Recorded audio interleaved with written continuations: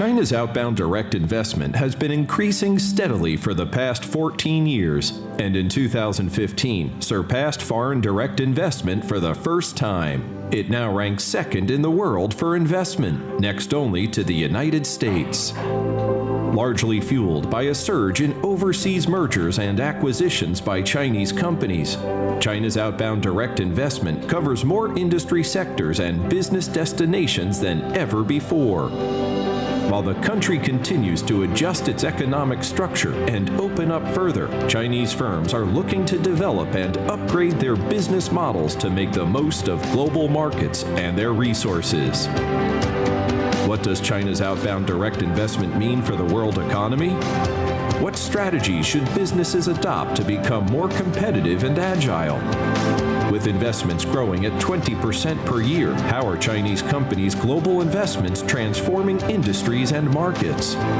Why and how should companies take advantage of this trend and reap the benefits from adopting a global perspective?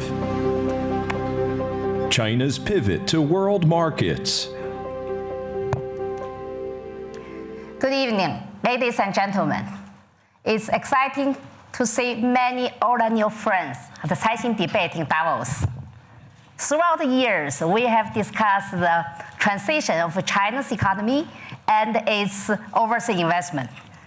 Last year, China's overseas direct investment was increasing and surpassed the investment coming into China. And this morning, the President Xi Jinping also said that over the coming years, 5 years, China expects to make $750 billion of outbound investment. So there is indeed a pivot of China to the world markets. I will host this very important session, mainly in Chinese. So please pick up your translation devices.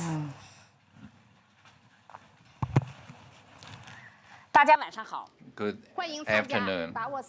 Welcome to Caixin debate on China's pivot to world markets. I am editor-in-chief of Caixin Media, Hu Shuli.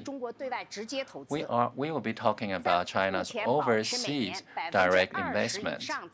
And these investments are growing at 20% per year. And this morning, President Xi said China is expecting to invest $750 billion more in the next 5 years. How will these investments from China transform industries and markets in the world? We'll be discussing with 5 important guests together today. First one, Zhang Yichen, Chairman of Citi Capital. Nouriel Roubini, New York University. Li Xiaopeng, Vice Chairman and Group President, China Merchants Group.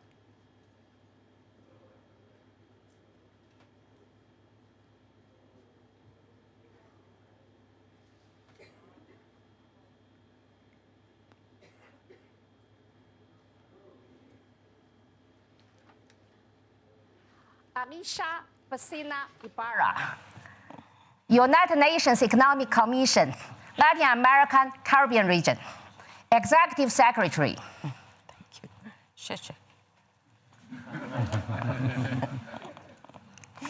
Liu Liehong, President of China Electronics Corporation. So, let's start with one first question. Everyone replies to this question, please. So, China benefits from globalization and has contributed to global economic growth in the past years. Now, China is not only an exporting country, it also invests overseas, and this grows at very fast speed.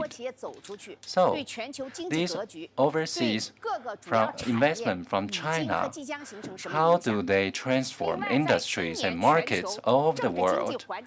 And this year, we are at a critical juncture of the politics and economy of the world.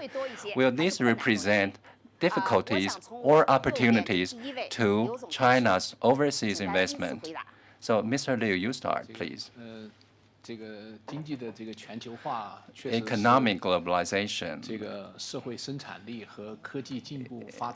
drives is the result of productivity growth.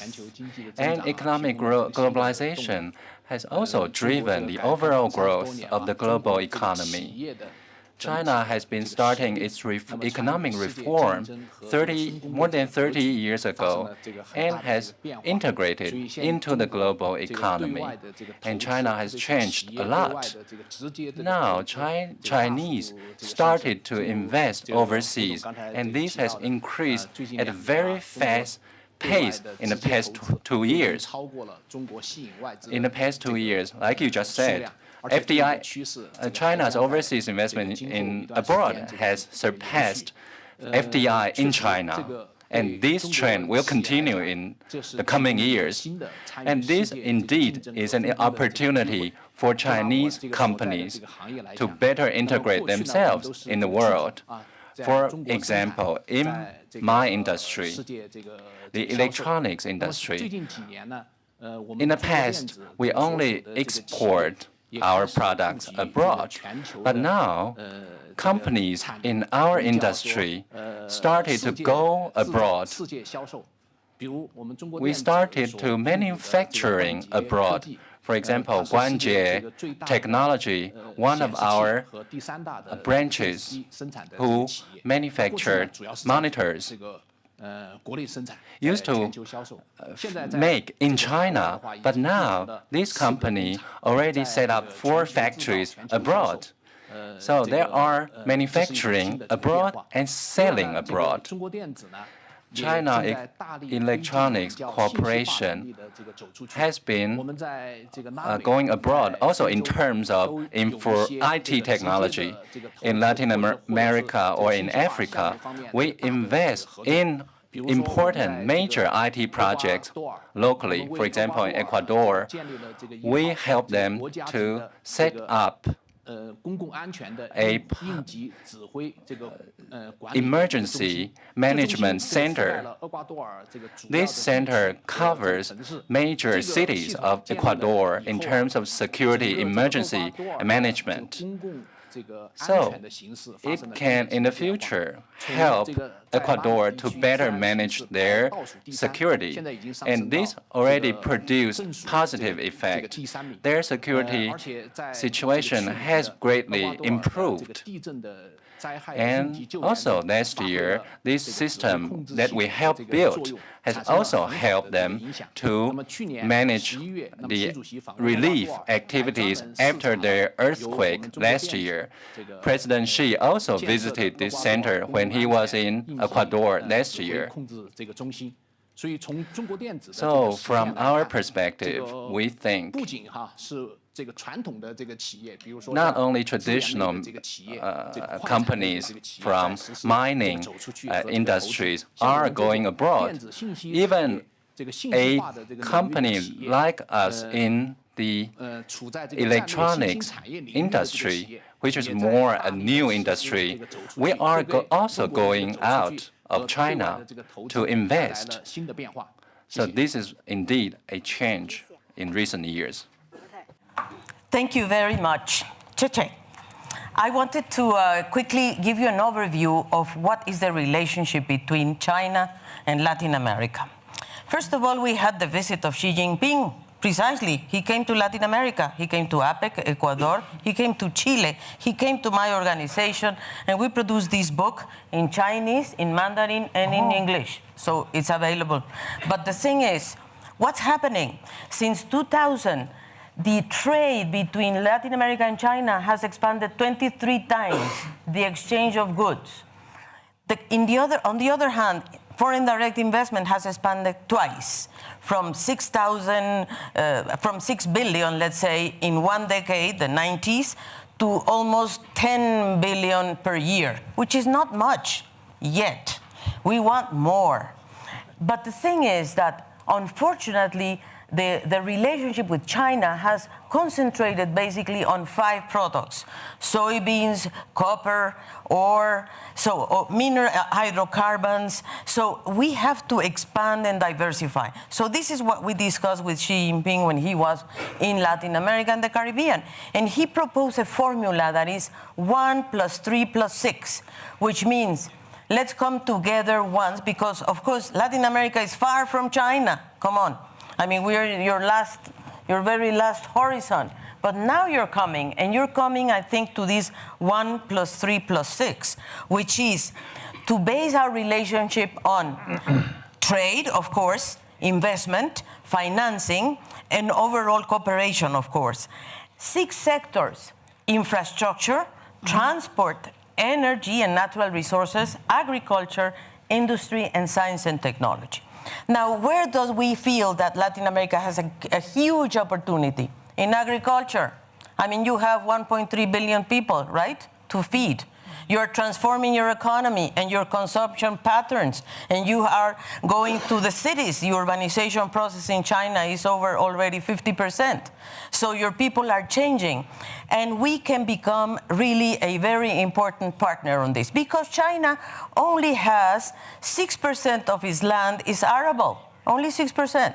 And you have very little water, fresh water. So we believe we can build a strategic partnership in energy, in infrastructure, in agriculture, and go beyond commodities. And of course, on culture. And let me just finish by saying that CELAC, the Community of Latin American States, is building a very strategic relationship with China. We already had a meeting in China of the ministers of foreign affairs in February 2 years ago. Now, next January 2018 is going to be the second meeting. It's going to be in Chile. And this is going to be very important, because China has been so pragmatic that regardless that many countries in the region, out of the 33, many of them do not have diplomatic relations with China. They have them with Taiwan.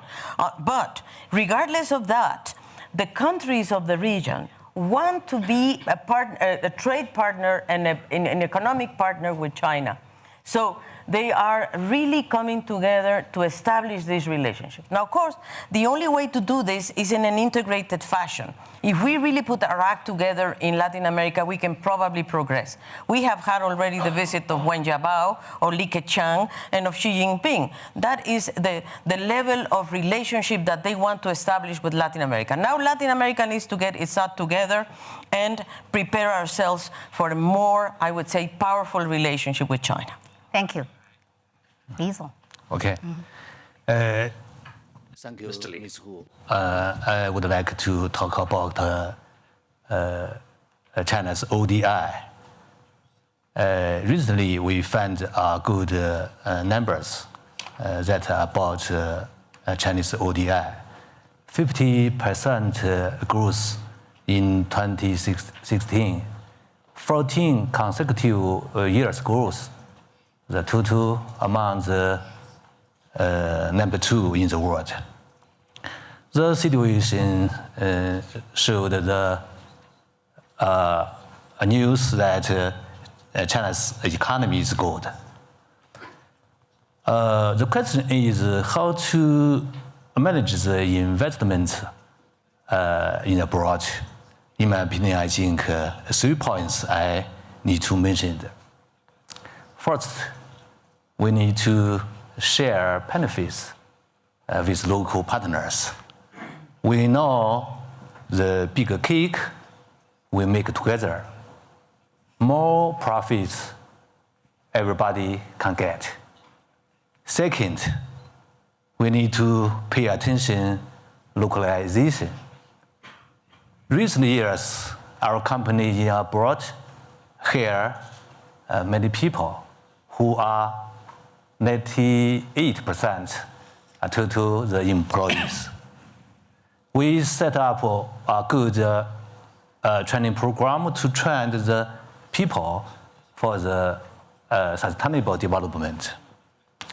Third, we need to provide a good plan of whole package solution. The meaning is we can provide an integrated business model to local partners. We call the special business model is PPC. The meaning is port, park, and city. First step, we can construct the port. At the second step, we can develop the industry park. And finally, we can build a beautiful city behind the port and the park. Generally speaking, we can provide a good special model for local partners to achieve a win-win situation. Thank you. 谢谢 Professor Vinny. Yes, I would argue that probably the economic and financial relations of China with the world have changed over time. You know, for a long period of time, China was mostly doing trading goods and services with the rest of the world, having large and growing trade and current account surpluses. Most of the investment were foreign direct investment into China, and until recent years there was not as much FDI done by Chinese firms abroad. And the resulting current account surplus implied an increase in the net foreign assets of China abroad, but those net foreign assets were essentially accumulation of foreign reserves by the central bank. And then when there was a creation of a sovereign wealth fund, investment also abroad by the government institution. I think that in the last few years the changes occurred is that China has started to liberalize its attitude towards foreign direct investment, has realized that Chinese firms have become large, both private and state-owned enterprises that are national champion in China, have an important role in trying to diversify, in starting to acquire foreign firms, in becoming global champion and not just national champion. And therefore, there's been a proactive policy of allowing these firms to do mergers and acquisitions around the world.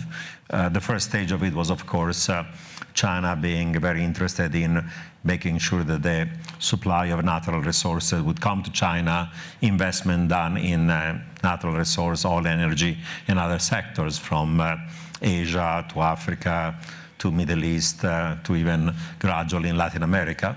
But now that Chinese firms, both SOEs and private, have become also important and key and strategic in manufacturing industrial sectors now, that opening up has also led to then foreign investments in a variety of other sectors.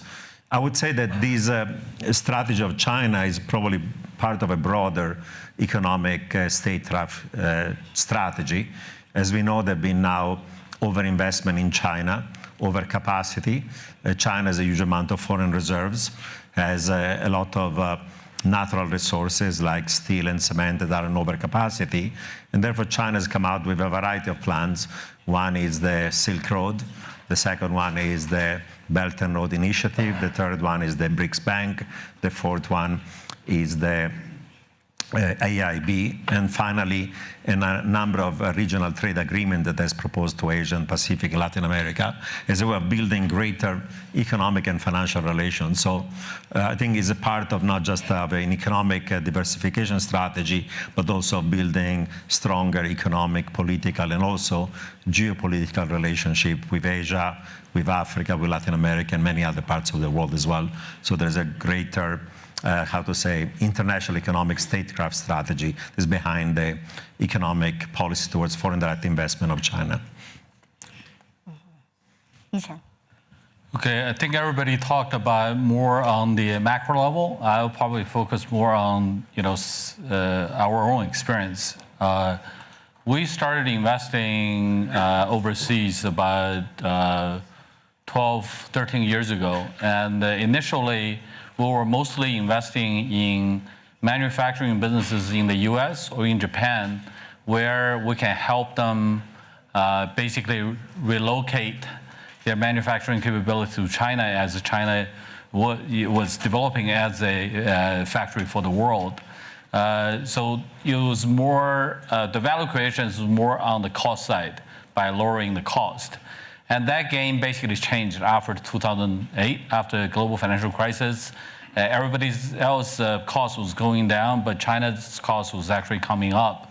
But China, at the same time, was developing increasingly as a consumer market.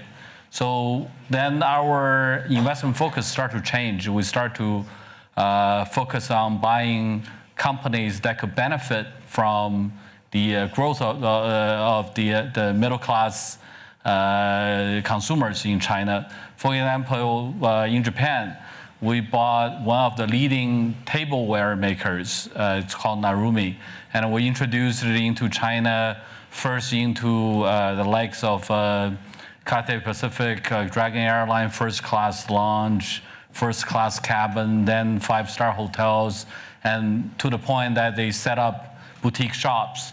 And at the same time, we also look at sectors where China is doing most its import. For example, the biggest item China imports is actually not petroleum.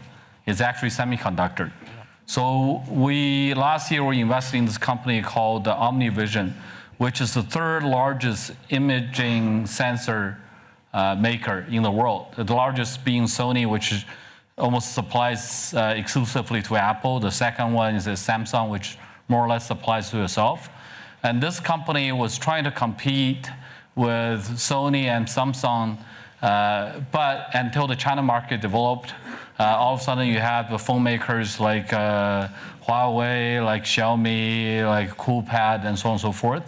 The company we helped the company to break into all these vendors and to these customers, and to the point that the company, over the course of 1 year, in 2014, majority of this market was in the US, but by 2015, 80% of the market was in China. So these are the type of investment that we see that can capitalize on China's growth. So from that perspective, from a macro level, this sort of investment obviously is mutually beneficial, both to China as well as to the companies that we invest in. Thank you. Now I'm going to ask everybody one question I have prepared. 下面就每个人问一个问题啊。I'd like to ask all of you a question. Can you tell our audience how Chinese investors as a whole perceived by the local people there?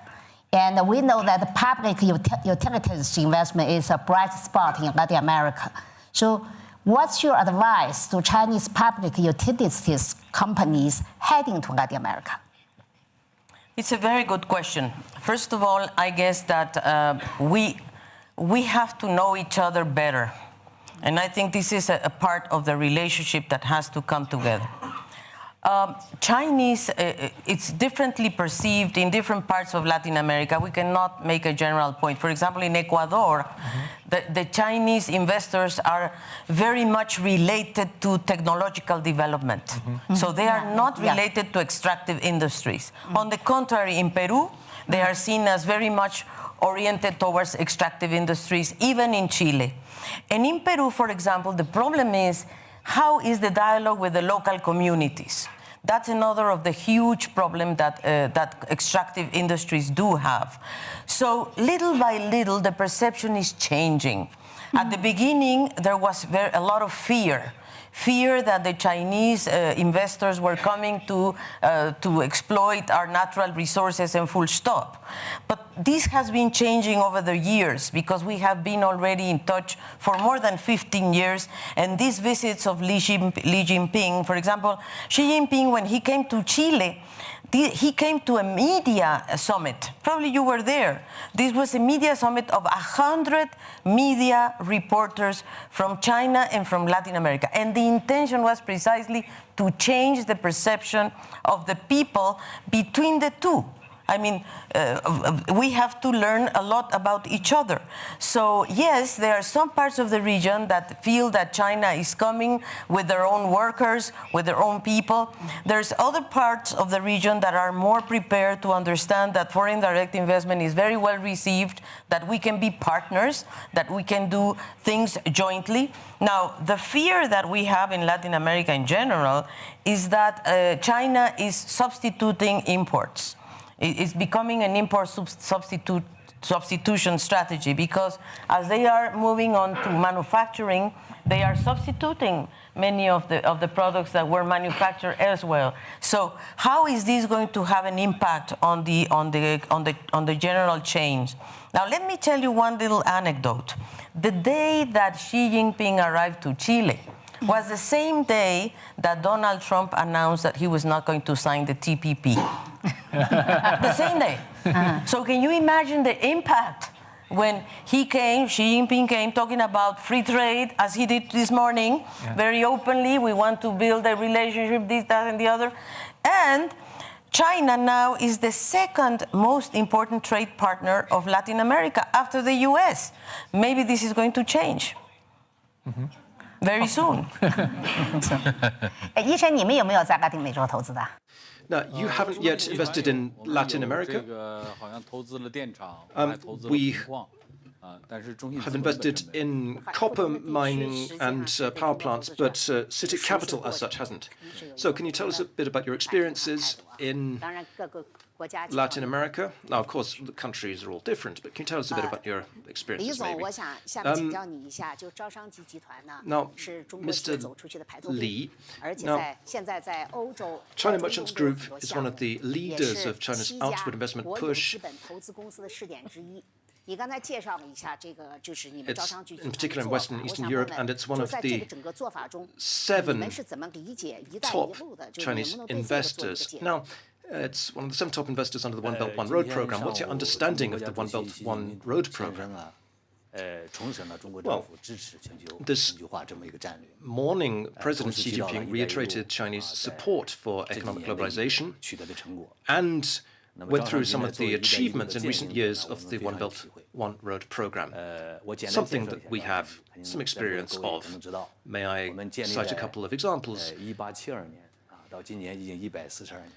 Now, we were formed in 1872 as a group, starting with steamships and ports. Our business has expanded since then.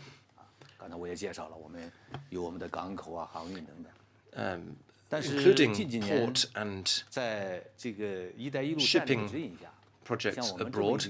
Under the One Belt, One Road program, this very old company has changed its focus. We've become more involved in ports and transport projects across the whole region, including even real estate in the areas where there are ports and other transport projects, bringing opportunities to all countries involved. Now, I mentioned the PPC just now. That started at the beginning of reform and opening up with the port of Shekou in Shenzhen 30 years ago. We started with a port, then an industrial park, and then city district. That model was pioneered there. If you go to Shekou, it used to be a fishing village. It's now part of a modern city with a population of 10 million. We're trying to take that model abroad. And in many places abroad, it's brought a lot of new employment. It's helped set up a fuller industrial value chain. Now, my experience is that One Belt, One Road is not just a good medium for China's openness to countries abroad. It's also a way to share Chinese experience with the countries involved.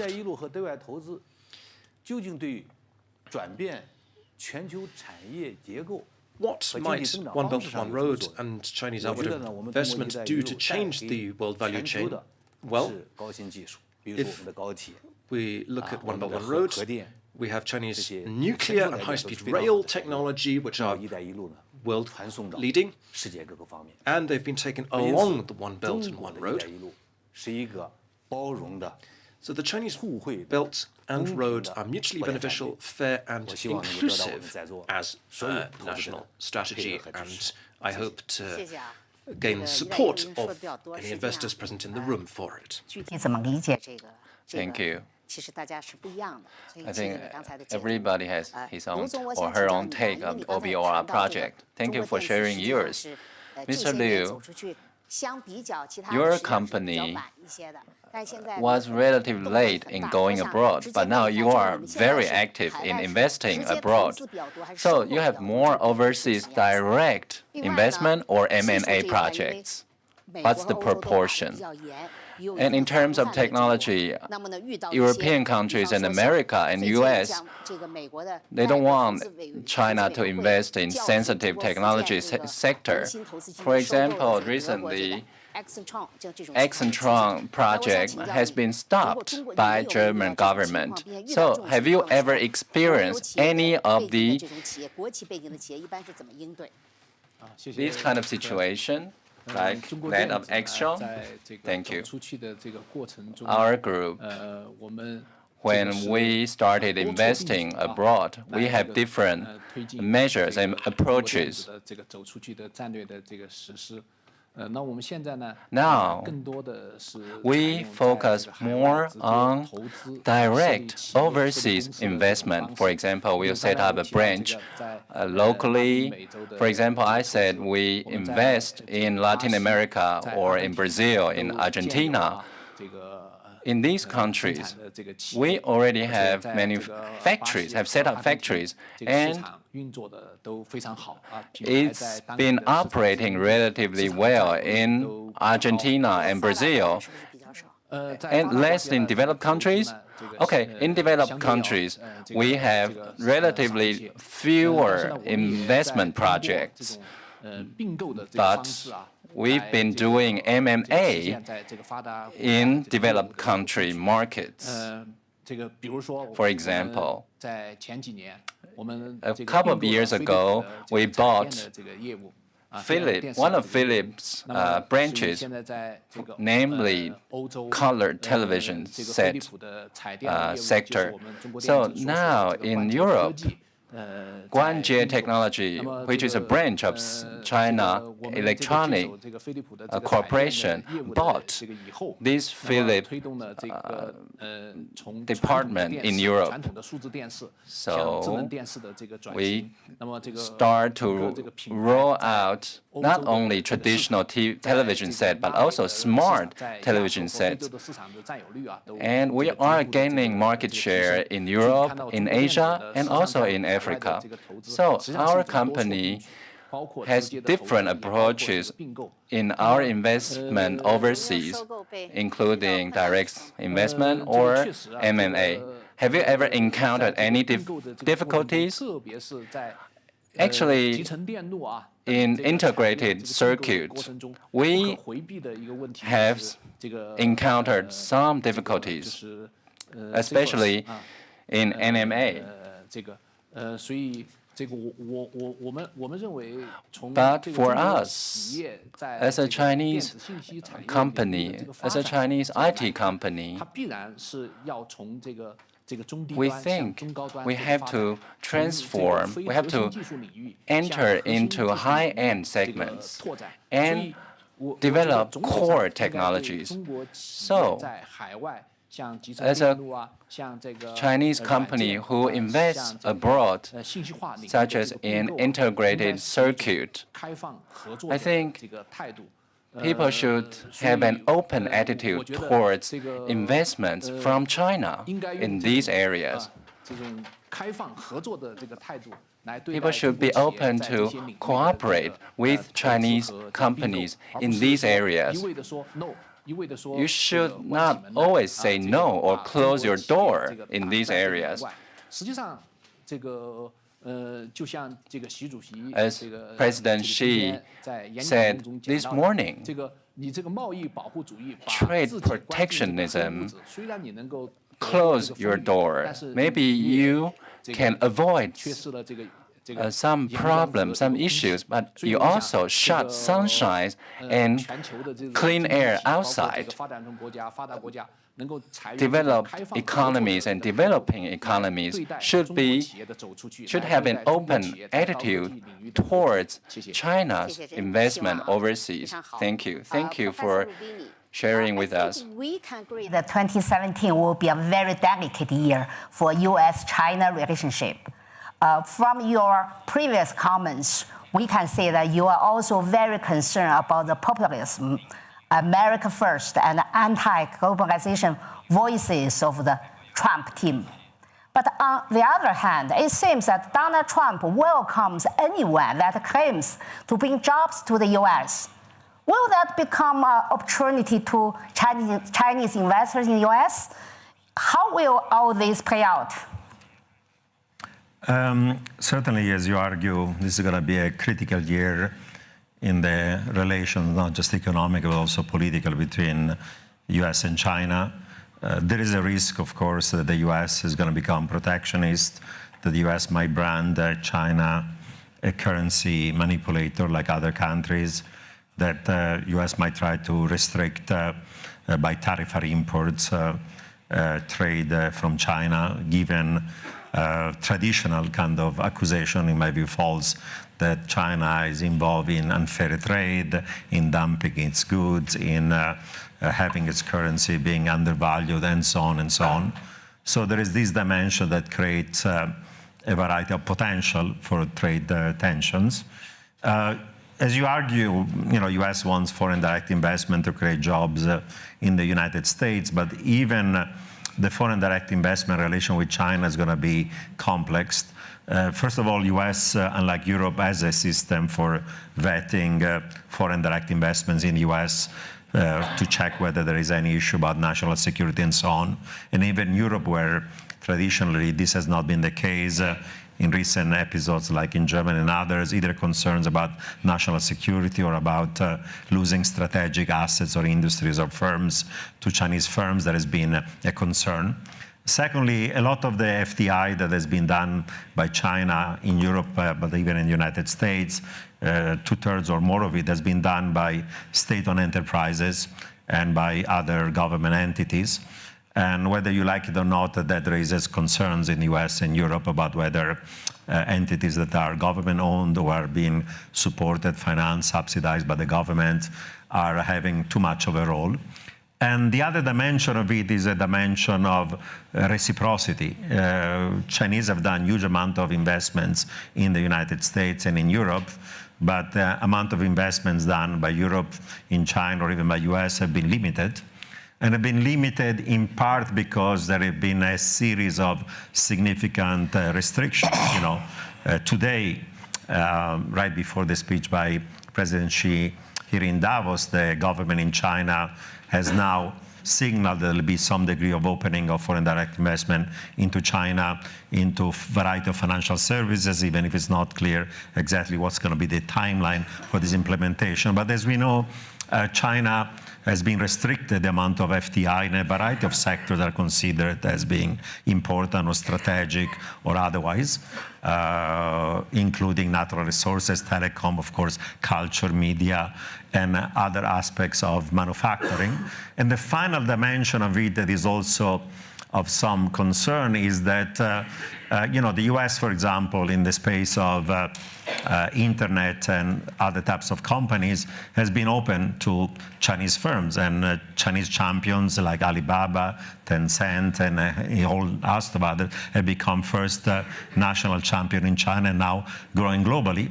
But as we know, Facebook has not been allowed in China, and Twitter has not been allowed in China. Google has been restricted in China, and so on and so on. So there is an element of also of reciprocity. If U.S. is allowing Chinese firms to operate and do business and investment in the United States or in Europe, is there a similar types of reciprocity? So I think those sets of considerations are going to imply that it's not just a question of saying we're welcoming FDI by China in the US or in Europe because it's going to bring jobs, but also a whole series of other issues that are going to become sensitive. So I think a broader range of negotiation going to occur to make sure that the relations on the FDI side are also reciprocal and fair, and you name it. So it's a pretty complex set of issues will have to be discussed on a bilateral basis as well.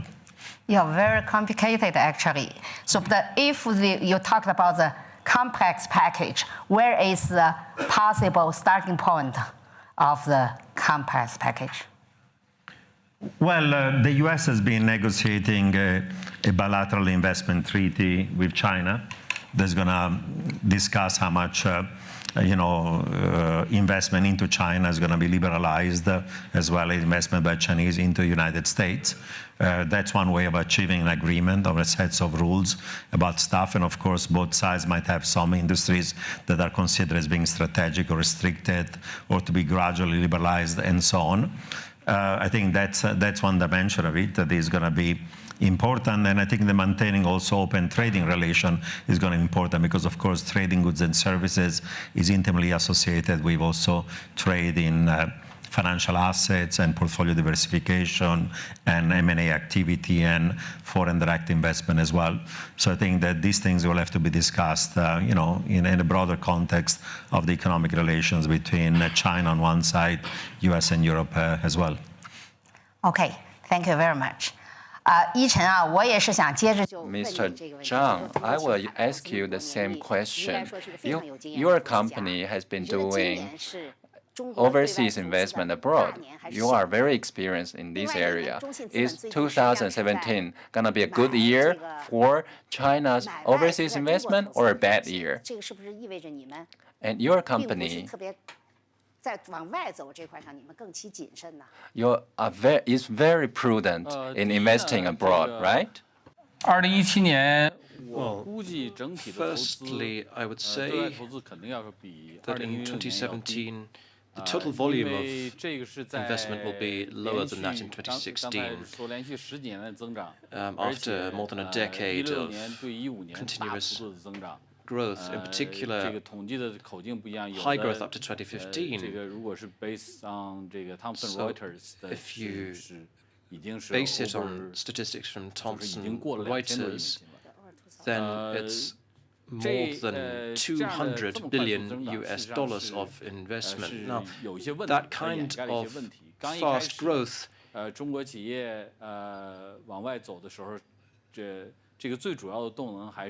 a couple of problematic elements. Now, the earliest driver was the Chinese domestic market, the need to upgrade for a lot of Chinese companies. So they sought high technology abroad, advanced manufacturing, medical equipment manufacturers, and high-end consumer goods. That was one part, and another part was the global asset allocation and what it meant for them, in particular with concerns about renminbi depreciation.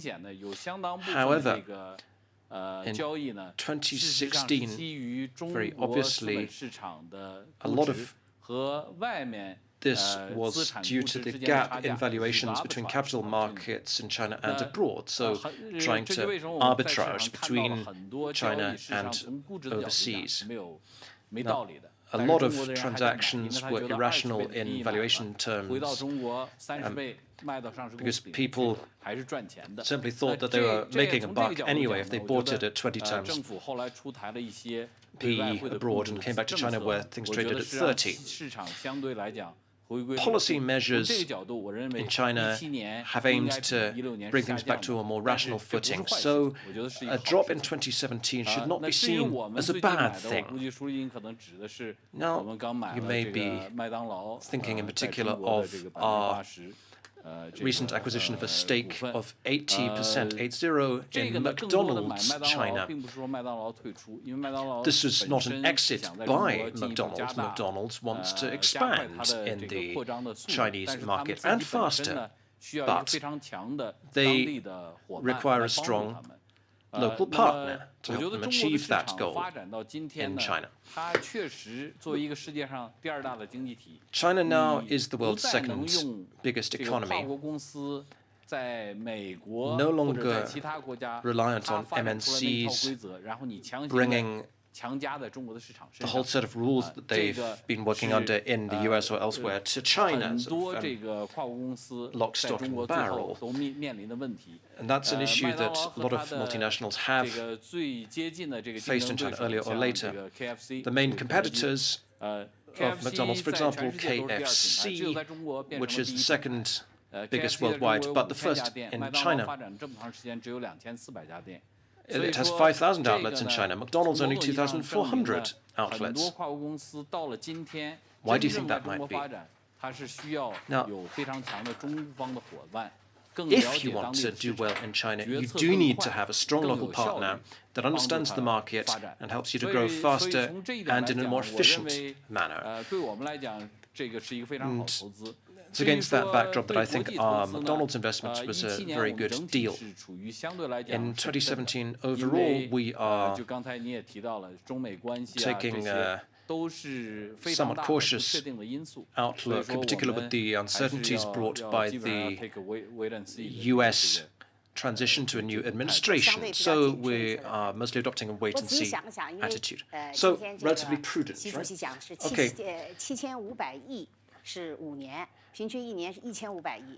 Now, if President Xi talked about 750 billion over 5 years, that means 150 billion per year, whereas it's been running at more than 200 billion per year in the last couple of years.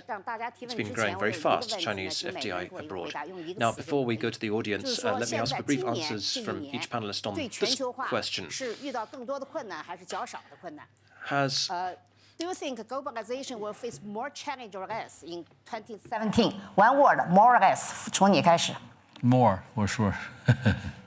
More. Yeah. Middle.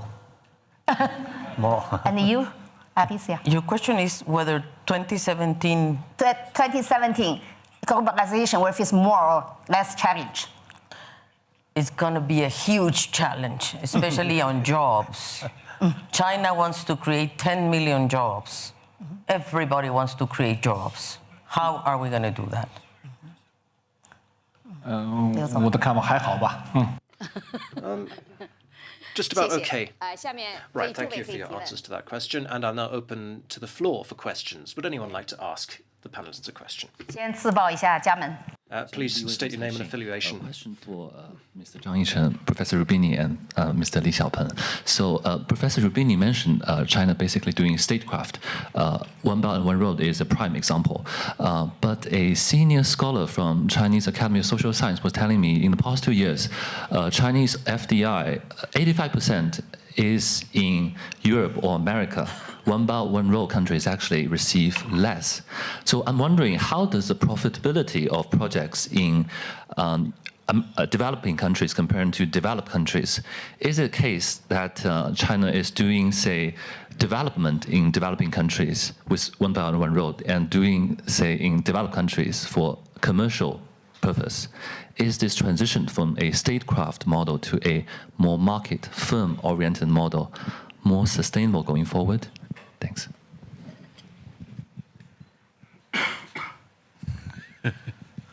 好，我先回答一下非常有挑战性的问题。Let me come in on this very challenging question. Let me talk about some figures first of all. We have total assets now of 7 trillion renminbi, and 700 billion of that is abroad, about 10%.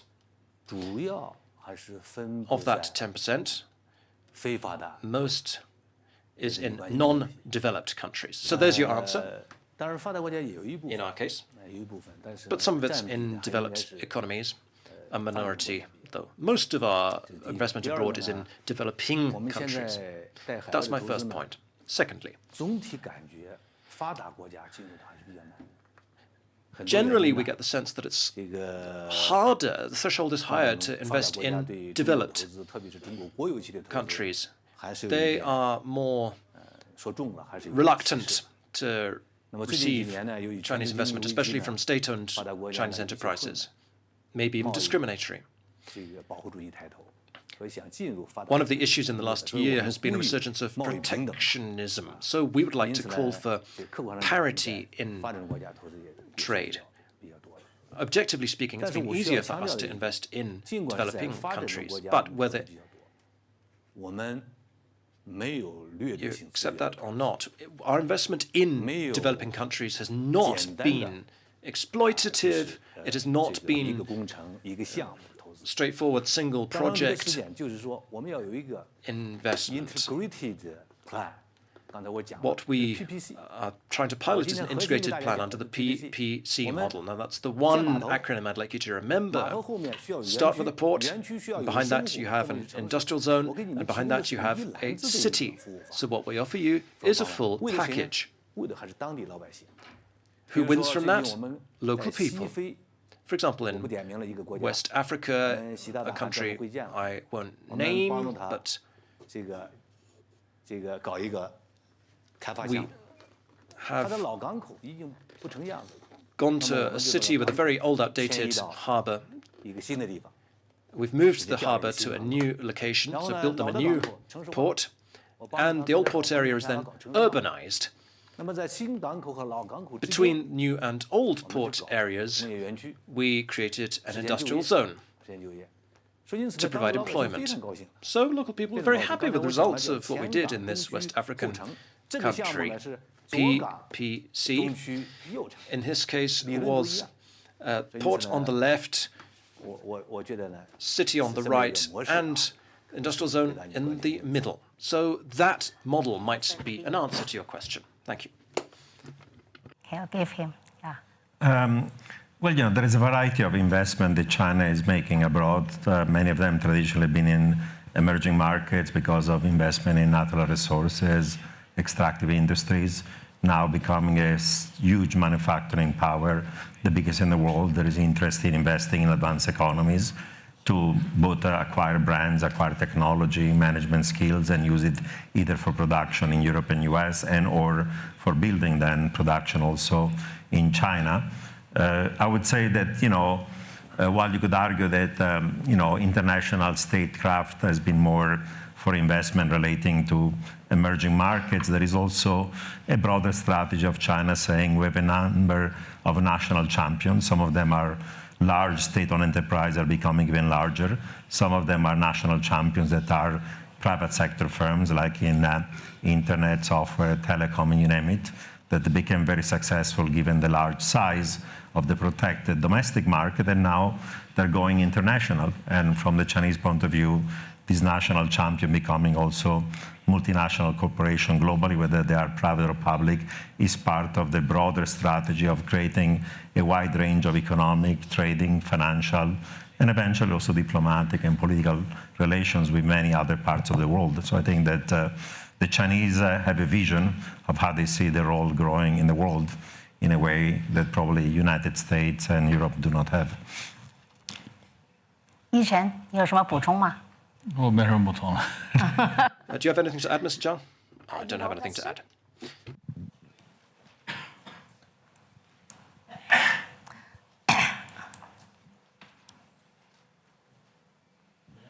Okay, yes.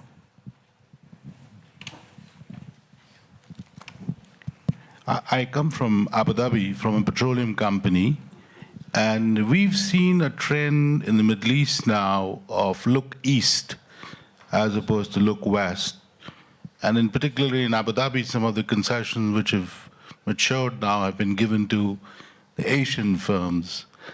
I just wondered what China's approach is. On one hand, US is a little bit wavering in the Middle East region, and the shale has become such a success. So does China have a policy about expanding its presence in the Middle East region, particularly in oil and gas sector, which is really fairly strategic for China? So with whom you want to raise your question? Maybe yourself, Mr. Zhang? Thank you for the question, but I'll try, but I may not be the right person to answer it, given that we haven't really invested much in oil and gas sector.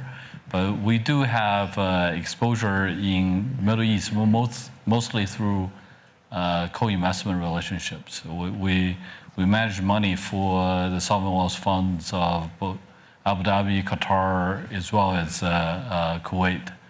So we do cooperate in terms of not only investment in China, but also internationally. For example, we co-invested into a city football group, Manchester City, together with the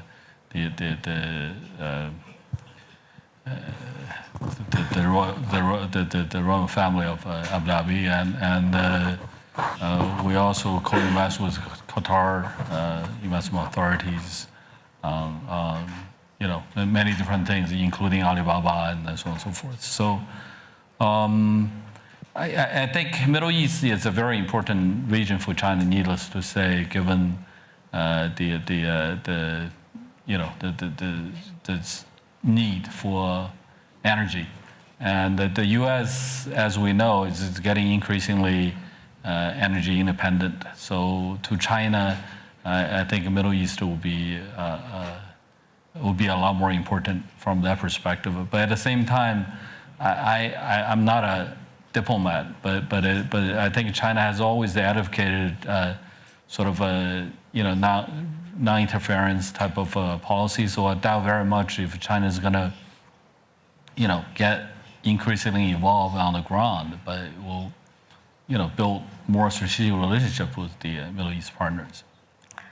谢谢医生啊，因为今年呢，现在这个全球化呢，很多一方面呢， Thank you very much, Mr. Zhang. 进展非常快。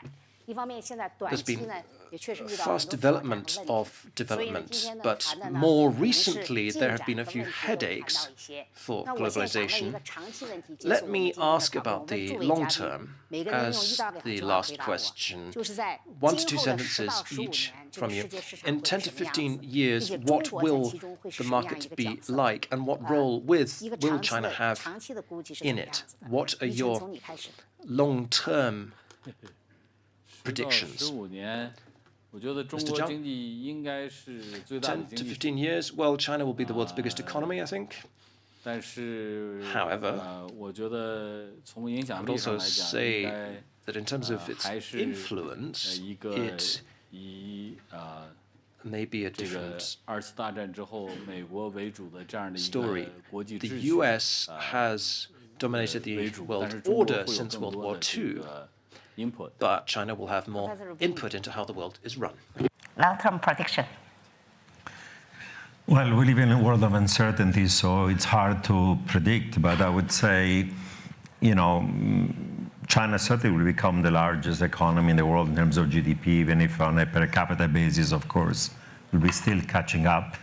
Given the rise of China and its growing role economically, trading, financial, and also political in Asia, the US under the Obama administration had a policy of pivoting to Asia, and a key element of that was also TPP. But now the first thing that Trump is going to do when it comes to power on January 20 is going to be to repudiate TPP. And I think that gives an option to China to go not just to Asia, not just to the Pacific, not just even to Latin America, but all the way to Mexico, and tell even the Mexicans, if US doesn't want you in NAFTA, please come and join our own free trading agreement, our own agreements about foreign direct investment and economic opportunity and infrastructure and investment. So if the US is going to retreat, and that's still a big if, from globalization and free trade, that gives an opportunity for China. And we heard what President Xi said today, to become a champion of free trade and globalization over time. 李总，简要一点可以。 I would say one word: diversify. Because with the accelerating of globalization, every part of the world can share the benefits. That's all. Alicia. Well, I definitely think that China will be basically mostly urbanized. Climate change should be one of their major objectives, the energy transition, the decarbonization of its economy. Careful about inequality, very much indeed. I think it's growing. And finally, I think that China becoming a global actor should help us think and rethink capitalism, globalization, and the insatisfaction people feel about these things. Thank you. 刘总。 Mr. Liu. For me, I think innovation, open and inclusion will continue to drive economic growth of the globe, of the world. So I am optimistic in long-term and mid-term economic growth of the world. And China will play a very important role. We have a bigger and bigger share in global economy and play an important role in global economic governance. Thank you. 谢谢诸位，我们今天到这儿，然后 Thank you, 谢谢诸位，我们大家一起鼓 everyone. 掌，谢谢诸位嘉宾。 Let's give them some applauses. Thank you.